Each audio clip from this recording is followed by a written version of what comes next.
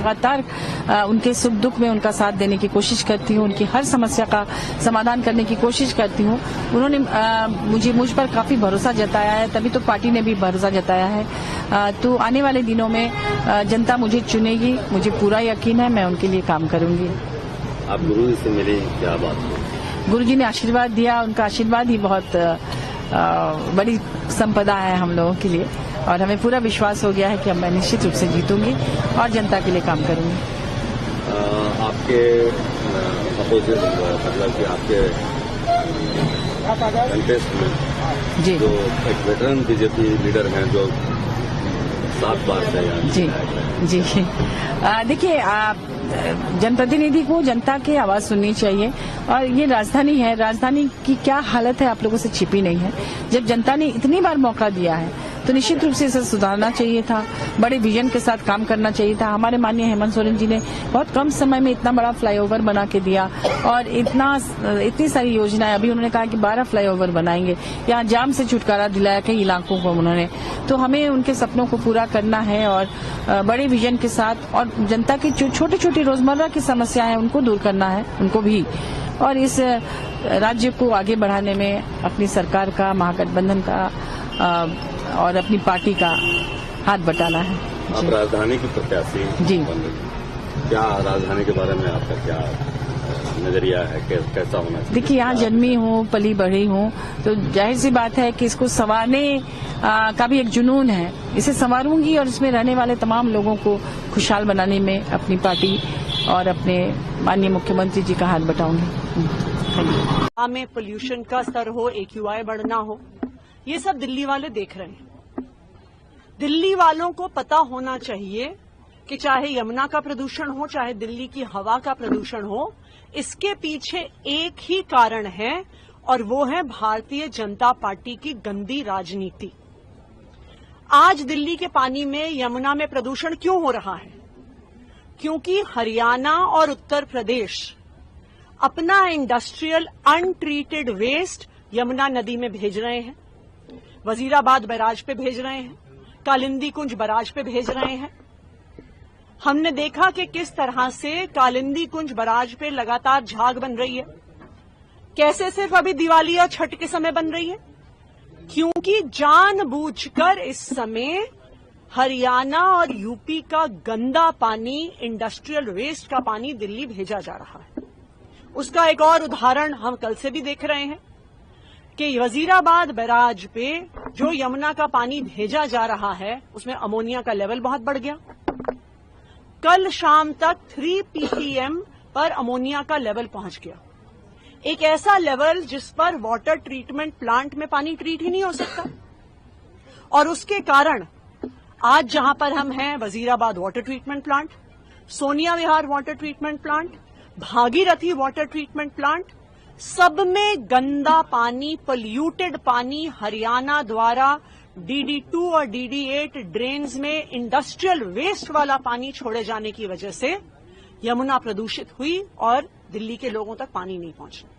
हम बिल्कुल यही कहानी हवा के प्रदूषण में भी देख सकते हैं।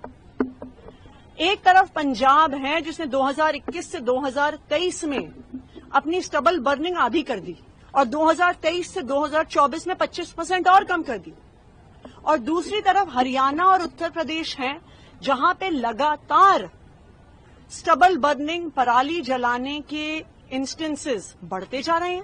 हरियाणा में 23% से बढ़ गए, उत्तर प्रदेश में 70% से बढ़ गए।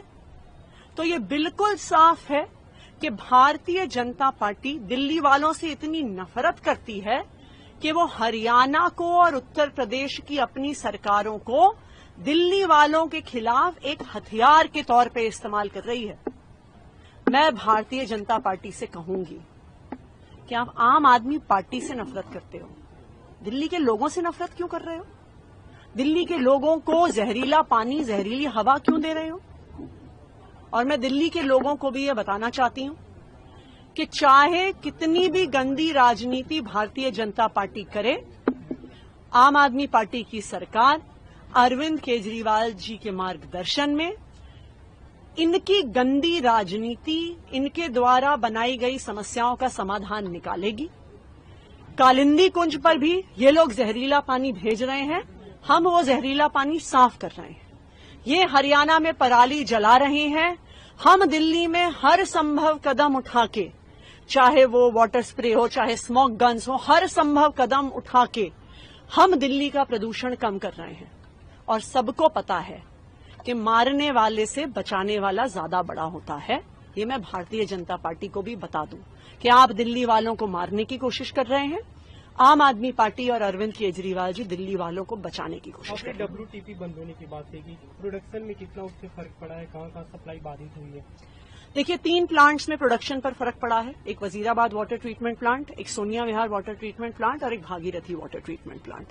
तो कल का अगर हम 24 घंटों का आंकड़ा देखें तो 40% के करीब हम माने कि इन तीनों प्लांट्स में प्रोडक्शन कम हुआ है। हमें उम्मीद है कि हम कोशिश कर रहे हैं कि ये नॉर्मलाइज हो आने वाले 24 घंटे में और हम कोई ना कोई समाधान दिल्ली वालों की समस्या का जरूर बात निकालेंगे। हुई है आपकी क्या हरियाणा सरकार से या यूपी सरकार से इस बात में, क्योंकि आप कह रहे हैं कि सोनिया विहार प्लांट भी जो है उसमें भी अमोनिया बढ़ गया है? देखिए, सोनिया विहार प्लांट में अमोनिया इसलिए बढ़ा है क्योंकि अक्टूबर के महीने में 3 हफ्ते के लिए अपर गंगा कनाल बंद किया जाता है मेंटेनेंस के लिए। उस दौरान सोनिया विहार और Bhagirathi water treatment plants Yamuna का ही पानी उठाते हैं। तो क्या उन्हें पता नहीं था कि अगर यमुना में अब प्रदूषण आएगा तो ये 2 वाटर ट्रीटमेंट प्लांट भी अफेक्ट होंगे? उन्हें सब पता था। ये भारतीय जनता पार्टी की सोची समझी साजिश है, दिल्ली वालों को परेशान करने की साजिश है और हरियाणा और यूपी को हथियार बनाने की साजिश है। मैम, जिस तरीके से पोल्यूशन बढ़ रहा है, स्कूल्स के लिए कुछ स्पेशल डायरेक्शंस, कुछ निर्देश देने की बात भी की जा रही है? जल्द की जाएगी। These are the values that moved my brother to walk 8,000 kilometers across India to conduct his yatra for love and unity.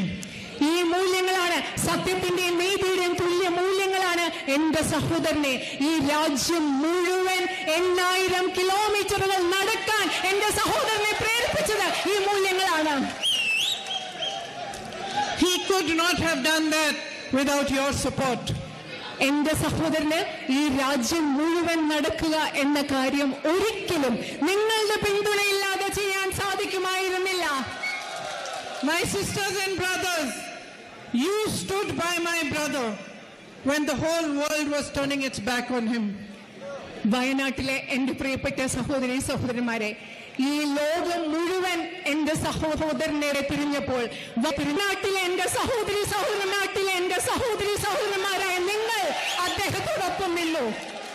You gave him your strength and you gave him courage to keep fighting. നിങ്ങൾ അദ്ദേഹത്തിന് നിങ്ങളുടെ സ്നേഹം നൽകി, നിങ്ങൾ അദ്ദേഹത്തിന് നൽകാൻ ധൈര്യം നൽകി, നിങ്ങൾ അദ്ദേഹത്തിന് പോരാടാനുള്ള കരുത്ത് നൽകി. എന്റെ വയനാട്ടിലെ പ്രിയപ്പെട്ട നിങ്ങൾ. My whole family will always remain indebted to you. We will always be grateful to you for this support. എന്റെ സഹോദരന് നിങ്ങൾ നൽകിയ പിന്തുണയ്ക്ക് എന്റെ കുടുംബം മുഴുവനും എല്ലാ കാലവും നിങ്ങളോട് കടപ്പെട്ടിരിക്കും, നിങ്ങളോട് നന്ദിയുള്ളവരായിരിക്കും. I know he is sad to leave you, and I have promised that I will only strengthen the bond between you and him and between your family and my families. ഓരോ പ്രാവശ്യം വരുമ്പോഴും ഞാൻ നിങ്ങളോട് പറയും, നിങ്ങൾ എന്റെ ഫാമിലിയോട് കുടുംബം പോലെയാണ്. ഓരോ പ്രാവശ്യം വരുമ്പോഴും ഞാനും നിങ്ങളും എന്റെ സഹോദരമായിട്ടുമുള്ള ബന്ധം ശക്തിപ്പെട്ടുകൊണ്ടിരിക്കുകയാണ്, ആടുന്നതാണ്. നിങ്ങൾ എന്റെ കുടുംബം, ഞങ്ങളുടെ കുടുംബം തന്നെയാണ്. He has explained to me the large issues that you are facing, whether it is the issue of the medical college or the issue of the night traffic ban or the issues that you are facing to the conflict with the wildlife and the animals. My farmer sisters and brothers, my tribal sisters and brothers, my brother has explained to me the things that you face and your struggles. I want to come to your houses, to your areas.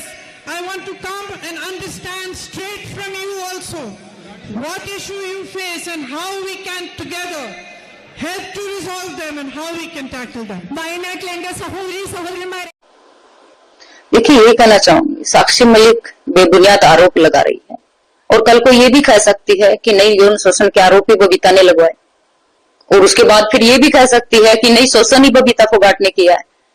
कितने उनके आरोपों बेबुनियाद जो आरोप बार बार लगा रही है।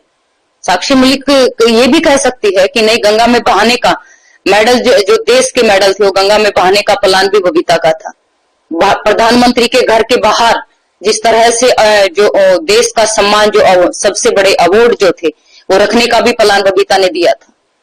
तो साक्षी को स्पष्ट करना चाहिए और बताना चाहिए कि प्रियंका गांधी वहां पे खाना किसके लिए भेजती थी, और दूसरी बार परमिशन किसने दिलाई वो भी तथ्य सबके सामने रखने चाहिए। दीपेंद्र हुड्डा भूपेंद्र हुड्डा वहां पे धरने के अंदर क्या कर रहे थे और उनको बताना चाहिए स्पष्ट। दूसरी चीज, जिस तरह उनको किताब लॉन्च करने के लिए भी बबीता फोगाट के नाम की जरूरत पड़ी, मेरे नाम के बगैर तो उनकी किताब भी लॉन्च नहीं हो रही है, तो उनको मुझे लगता है मेरे नाम से कुछ ज्यादा ही प्यार है। और मेरे पास कोई पद नहीं है, क्योंकि सारे पद जिन पदों की बात कर रही है साक्षी मलिक तो खुद ये एक इंटरव्यू में कह चुकी हैं कि मैं भी अध्यक्ष WFI के अध्यक्ष बन सकती हूँ। तो जो खुद ये अपने इंटरव्यू में बोल रही है कि मैं भी WFI के अध्यक्ष बन सकती हूँ, तो वो आरोप मुझ पे क्यों लगा रही है? मतलब जो उसकी इच्छा है वो मुझ पे थोप रही है, इच्छा उनकी और आरोप मुझ पे। तो ऐसा नहीं करना चाहिए। और मेरे पास तो अब कोई पद भी नहीं बचा है। जिन पदों की वो बात कर रही है उन बड़े बड़े पदों का मैंने त्याग किया है, चाहे सब इंस्पेक्टर का पद हो, चाहे डिप्टी डायरेक्टर स्पोर्ट्स का पद हो, चाहे महिला पहलवानों आंदोलन के दौरान चेयरमैनी का पद हो। मेरे पास आज कोई पद नहीं है, नहीं तो मैं साक्षी को वो पद भी दे देती। 24th we are anticipating this Dana cyclone is hitting Odisha coast. So from police side all the preparations have been done. Basically we have to see the supply line is clear, the sense of security is prevailing there in the areas, evacuation and communication. This is our 4 parameters. So to fulfill our these duties, first of all we have deployed 60 teams of ODRAF, Odisha Disaster Rapid Action Force. They are fully equipped, they are well prepared, and they have all been deployed in consultation with the SRC, Special Relief Commissioner, to the different pockets. The location of these forces would be dynamic. If we will see a particular area is going to be highly affected, then in the lesser affected area or non-affected areas, we will shift our troops to those areas to minimize. Government of Odisha has already given us the mandate that we should ensure the zero casualty, that we are going to ensure. Certainly we will ensure it. Lot of guidelines have been given to SSPs, district SSPs, and senior officers have been mobilized there. Communication is then generally the first victim. Communication means 2 types of communication. First is the road communication, train communication, and second is the network communication. So probably the cellular phone operators may be disturbed. So our VHF communication and HF communication will be totally functional. A team in each district has already been provided with additional manpower, and we will ensure that there is no disruption of any communication, and we will get all the information from the remote areas also. In no case we will allow after the cyclone any loot type of thing, any theft type of thing is happening. So we are strengthening our police posts with additional manpower. In fact, we are deploying our armed police also. They will be there. Our focus would be the women, the weaker section, old person, especially abled person, girl child. Wherever they are staying, the proper security is being given, particularly in the shelter areas, and we will ensure a lady constable or lady home guard or a lady component is guarding the entire area. Communication line and the supply line is our that will be the very nerve center. So we will ensure with the JCB and other equipments how quickly we are cutting the debris, we are cutting the fallen trees and clearing the road. We will ensure if the supply line from other departments are through up to the remote areas.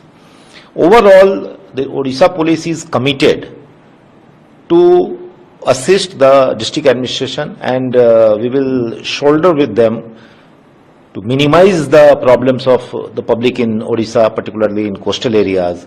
And we are totally geared up. I'm very hopeful our team with additional manpower, additional equipment will do it. Extra force deployed and DG reviewed the situations also yesterday. Yes. DGP Odisha has already reviewed the preparedness with all the SSPs, and he has given a lot of instructions. So instructions has already been placed. Almost 80 platoons of force, extra force, armed force, we are going to deploy, and today they will be deployed. Apart from that, we have a good number, adequate number of forces in the nearby areas. In case of necessity, they will be quickly moved and help the district administration. All preparation is in the country. Yes. From police side, we are ready to face these challenges, and certainly we will rise to occasion. We will do our level best. जिला प्रशासन की तरफ से किस प्रकार का तैयारी किया गया उसका सामना करने में? जिला प्रशासन संपूर्ण रूप से प्रस्तुत है इसको मुकाबला करने के लिए। अभी तक भी स्पष्ट चित्र आई नहीं है कि कहां पे लैंडफॉल होगा। जो अनुमान है आईएमडी का वो मतलब उसमें बताया जाता है कि पुरी से लेकर सागर आइलैंड जो वेस्ट बंगाल में अवस्थित है वहां तक की कहीं भी लैंडफॉल हो सकता है। और आज तो मौसम पूरा साफ है। कल से बारिश शुरू होगी, येलो वार्निंग है हमारे जिले के लिए। परसों और उसके दूसरे दिन मतलब 26 और 25 ये 2 दिन ज्यादा रेनफॉल होने की संभावना है as per the present prediction. और हम पूरी तरह से प्रस्तुत हैं, मतलब खाद्य सामग्री हो या लोगों को इवैक्यूएशन करने वाली बात हो या मतलब जो एक्सपेक्टिंग मदर्स है जो इसी वीक में एक्सपेक्टेड डेट ऑफ डिलीवरी है उनको शिफ्ट करना है। और जो साइक्लोन शेल्टर्स, फ्लड सेंटर्स जो भी हमारे मल्टीपर्पज सेंटर्स वो सारी रूप से तैयार हैं। और हमारे जो मत्स्यजीवी गए थे समुद्र गए मतलब समुद्र को गए थे मच्छी मारने के लिए, वो लोग सब सेफली आ चुके हैं। जो जानकारी हमें हमारा डिस्ट्रिक्ट फिशरीज ऑफिसर दिए हैं, तो सारे मतलब बंदोबस्त किया गया है। और राज्य सरकार भी मतलब इसका रिव्यू लेते रहे हैं, बीच बीच में रिव्यू ले रहे हैं। और जो मतलब उनकी राज्य सरकार की सपोर्ट से हमें NDRF team, 2 NDRF team, 2 draft team और 6 फायर सर्विस के टीम आज शाम तक यहाँ पे पहुंच जाएंगे। हमारे मान्यवर जिले के मान्यवर मंत्री श्री सूर्यवंशी सूरज महोदय भी आज 8 बजे आ रहे हैं। कौन सा इलाका जिला का प्रभावित होने वाला है ज्यादा? नहीं, अगर देखिए मतलब अभी ये डिपेंड करता है लैंडफॉल के ऊपर। अगर पता नहीं है लैंडफॉल कहाँ पे होगा तो अभी ये कहना थोड़ा मुश्किल है कहाँ पे होगा। अगर मान लीजिए कि यहाँ पे होता है मतलब सारे मतलब अगर भद्रक जिले में लैंडफॉल होता है तो जनरली वासुदेवपुर, चांदबाली, धामनगर ये मतलब ज्यादातर प्रभावित होते हैं। और जहां तक मतलब विंड स्पीड की सवाल है, ज्यादा से ज्यादा 100-110 किलोमीटर पर आवर की रफ्तार से ये विंड स्पीड होगी। Maximum gusty wind 120 kilometre per hour होगा। तो हमें कोई मतलब प्रॉब्लम नहीं होगा। हम पूरी तरह से प्रस्तुत हैं। हमारे ब्लॉक मिशनरी, वहां के block development officers, line department official सारे प्रस्तुत हैं। हम कल बीएसएनएल और जियो के ऑफिसर्स के साथ भी बात किए थे कल, और वे लोग भी हमें पूरा मतलब यकीन के साथ बोले हैं कि सर मोबाइल टावर्स चूंकि अंडरग्राउंड केबलिंग है वहां पे उनका ऑप्टिकल फाइबर नेटवर्क है, तो कोई मतलब कोई दिक्कत नहीं होने का, कोई दिक्कत नहीं होगा। मद्देनजर रखते हुए कितने साइक्लोन शेल्टर तैयार किया गया है और कितने लोगों को इवैक्यूएशन की व्यवस्था की गई? साइक्लोन शेल्टर्स तो हमारा 105 है और हम टेम्पररी शेल्टर्स ज्यादातर स्कूल में किए हैं। लगभग 600 मतलब 598 स्कूल्स को हम रेडी करके रखे हैं। वहां पे जरूरत पड़ा तो वहां को हम टेम्पररी शेल्टर्स करवाएंगे। और जो वल्नरेबल पॉपुलेशन है, ऑलमोस्ट 70,000 वल्नरेबल पॉपुलेशन है जिनको हम शिफ्टिंग करना जरूरत पड़ा तो शिफ्टिंग करेंगे। तो फिर पूरे के पूरे इस स्थिति का सामना करने के लिए जिला प्रशासन तैयार है क्या? मैं अपने टीम को दावत देता हूं। हमारा जो टीम है वो परफॉर्मिंग टीम है और हमारा टीम जो हमारे एडीएम है, सब कलेक्टर हैं, डिप्टी कलेक्टर हैं, हमारे सारे officers they are all equipped, fully ready and काफी अनुभवी भी है। और मैं पूरी यकीन के साथ कह सकता हूं कि हम जिला प्रशासन की तरफ से पूरा प्रस्तुत है। और जिला वासी को ये भी बोलना चाहता हूं कि आप चिंतित मत होइए, आप आराम से रहिए, कोई मतलब शंका की कोई बात नहीं है। आप हमारे यहाँ धन जीवन हम सुरक्षित रखेंगे। मैं assistant commandant Pankaj Sharma 7th NDRF Bathinda से आया हूँ साइक्लोन दाना के डिप्लॉयमेंट के लिए। सर आज स्पेशल फ्लाइट से आपकी टीम हाँ जी, हाँ हमारी 5 टीम आज 5 टीम है हमारी और हम टोटल 150 प्लस की स्ट्रेंथ है हमारी, 152 की स्ट्रेंथ है। और हम आज सीधा भटिंडा से भुवनेश्वर एयरपोर्ट पर आए हैं और फर्दर आगे हम 5 डिस्ट्रिक्ट में डिप्लॉय होंगे। सर कौन कौन सा डिस्ट्रिक्ट में? हाँ, हम जो डिस्ट्रिक्ट हमें अभी डिप्लॉय हुए हैं वो पूरी जगतसिंहपुर, कंदरापाड़ा, भद्रा और जजपुर। क्या क्या इक्विपमेंट है हमारे पास जो साइक्लोन से रिलेटेड, साइक्लोन रेस्क्यू से रिलेटेड इक्विपमेंट्स और फ्लड वाटर रेस्क्यू से जो स्टैंडर्ड हमारे इक्विपमेंट्स हैं एनडीआरएफ हेडक्वार्टर की गाइडलाइंस के अकॉर्डिंग हम वो सभी इक्विपमेंट्स कैरी कर रहे हैं। और हमारा जो मेन टास्क है वो रेस्क्यू, इवैक्यूएशन और डिस्ट्रिक्ट एडमिनिस्ट्रेशन को रिलीफ डिस्ट्रीब्यूशन में हेल्प करना है। सर किस तरह का प्लान बनाया गया है? कैसे शुरू में जाके पेड़ काटना या जो नहीं, जो भी साइक्लोन से जो भी डैमेज होगा उस डैमेज को जो भी हमें डिस्ट्रिक्ट एडमिनिस्ट्रेशन या जो भी लोकल की तरफ से जो इन्फॉर्मेशन होगी हम उसके अकॉर्डिंग हमारी जो है टीम वहां रिस्पॉन्ड करेगी। हमारा मेन जो टास्क है, जो हमारा मेन है वो लोगों की जान बचाना और उन्हें सुरक्षित स्थानों पर पहुंचाना होगा। सर आपकी टीम में महिलाएं भी हैं? हाँ, हमारी टीम जैसे अब डिजास्टर है तो डिजास्टर में ये तो है नहीं कि भाई जो अगर महिला विक्टिम्स हैं तो उनको उनकी प्राइवेसी और इन सबको ध्यान में रखते हुए हमारी टीम में सभी टीमों में महिला रेस्क्यूअर्स हैं। सर लोगों को निकालने के लिए पेड़ को काट के या जो आयरन या हाँ, हमारे पास उससे रिलेटेड हमारे पास petrol operated chainsaw, electric operated जो है गैसोलीन इक्विपमेंट्स सभी हैं। और जिस तरह की भी कंडीशन होगी हमारे पास हम सेल्फ सफिशिएंट हैं, चाहे वो इलेक्ट्रिसिटी जनरेटर। पहले ये बात बताना चाहता हूँ कि काकद्वीप सब डिवीज़न एक कोस्टल सब डिवीज़न है, तो यहाँ का प्रशासन, यहाँ का जनरल पब्लिक, एवरीबॉडी सभी लोग इस स्थिति से पहले भी परिचित है। तो पहले भी कुछ दिन पहले ही रेमाल हुआ था, अब दाना आ रहा है। तो हम लोगों का प्रिपरेशन ऑलरेडी कुछ परमानेंट नेचर का प्रिपरेशन रहता ही है, जैसे कि हम लोगों का एमपीसीएस होता है, फ्लड सेंटर होता है, हम लोगों का 64 एमपीसीएस है, फ्लड सेंटर 12 है। हम लोग स्कूल सिलेक्ट करके रखते हैं, हम लोग अगर ज़रूरत पड़े तो यूज़ करेंगे। 158 ऐसा एयर ड्रॉपिंग प्लेसेस हम लोग आइडेंटिफाई करके रखते हैं, ज़रूरत पड़ते यूज़ होंगे। ऐसे 41 है, रिलीफ गोडाउन है, हर वीडियो ऑफिस में रिलीफ गोडाउन है जहाँ पे पहले से ही रिलीफ का मटेरियल मौजूद किया जाता है। वल्नरेबल पॉइंट ऐसे हमारा मेन वल्नरेबल पॉइंट 65 है, उसके अंदर 17 पॉइंट और भी ज़्यादा वल्नरेबल है, आइडेंटिफाई करके रखते हैं। अगर ज़रूरत है तो वेदर के कंडीशन समझ के हम लोग तब पब्लिक को शिफ्टिंग करते हैं। अब सिर्फ आइडेंटिफाई करके रखते हैं।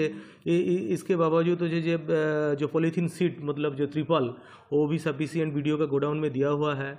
जो जैसे कि ट्रांसशिपमेंट का बात आता है सागौर आइलैंड के लिए, इसलिए सागौर आइलैंड के ट्रांसशिपमेंट 22 या 22 या 23 के अंदर ही सागौर आइलैंड के जो मटेरियल, जैसे कि इलेक्ट्रिक डिपार्टमेंट का WBSEDCL का कुछ मटेरियल का ट्रांसशिपमेंट हो जाएगा, हो रहा है, आज ही हो रहा है। कुछ PH का पानी जल का जो पाउच वगैरह वो ट्रांसशिपमेंट हो रहा है, क्योंकि वो अगर इलेक्ट्रिसिटी बंद हो जाएगा तो उसका प्रोडक्शन करना मुश्किल हो जाता है बाद में। और ट्रांसशिपमेंट हम लोग अगर वेदर ख़राब हो जाए तो तब ट्रांसशिपमेंट भी नहीं कर सकते, पहले ही करना पड़ता है। ये सब कुछ है। इरिगेशन को अलर्ट किया गया है, सिविल डिफेंस को प्रॉपरली डिप्लॉयड किया गया है। NRDM का तीनों ब्लॉक के लिए 3 टीम आ रहा है, एक सागर के लिए, एक काकद्वीप के लिए और एक पाथर प्रतिमा के लिए। बाकी तो हमारा कंट्रोल रूम पहले से ही खुला हुआ है, हम कंटिन्यू करते हैं। कंट्रोल रूम का 2 लैंडफोन नंबर है कंट्रोल रूम को, वो नंबर आप संपर्क भी कर सकते हैं, लोग जानता भी है, हम लोग भी करते हैं। इसके बाद जो ICOC लोग हैं वो लोग तो माइकिंग कर दे रहा है थ्रू ADM मेरीन। हम लोग को जो फिशरमैन है उसको भी अलर्ट कर दिया गया। आज जो थोड़ी देर पहले एक तो मीटिंग हुआ, इस मीटिंग में कितने लोग को एवोकेट करेंगे? ना अभी तो इधर आज ही तो नॉर्मल है, हम लोग सिर्फ आइडेंटिफाई करके रखते हैं कितना वेदर के मुताबिक, वाटर लेवल के मुताबिक हम लोग ये डिसीजन 24th में या 23rd में या 24th में सिचुएशन के मुताबिक लेंगे। हम आइडेंटिफाई करके रखा है, टोटल हमारा वल्नरेबल 0.65 है, उनमें से ज़्यादा वल्नरेबल 17 है।